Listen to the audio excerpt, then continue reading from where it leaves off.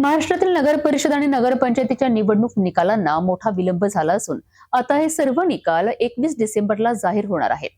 यावर आता सुप्रीम कोर्टाने सुद्धा शिक्कामोर्तब केलाय. तसेच या महिन्याच्या अखेरीस महानगरपालिका निवडणूक जाहीर होण्याची शक्यता देखील वर्तवली जात आहे. 4 नोव्हेंबर रोजी महाराष्ट्र राज्य निवडणूक आयोगाने घेतलेल्या निर्णयानुसार राज्यातील स्थानिक स्वराज्य संस्थांच्या निवडणूक प्रक्रिया सुरू करण्यात आल्या. याचा पहिला टप्पा म्हणजे नगर परिषद आणि नगरपंचायतींच्या निवडणुका.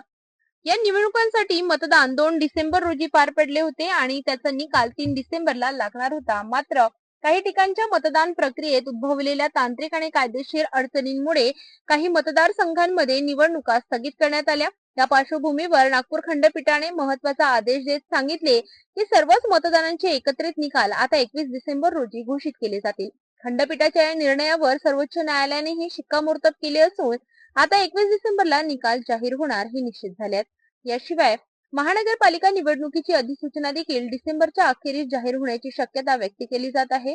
सर्वोच्च न्यायालयाने स्पष्ट आदेश दिला आहे की राज्यातील सर्व स्थानिक स्वराज्य संस्थांच्या निवडणुका 31 जानेवारी 2026 पूर्वी पूर्ण करणे अनिवार्य आहे आणि त्यानुसार सरकार, निवडणूक आयोग आणि प्रशासन सर्व प्रक्रिया वेगाने पार पाडत आहे.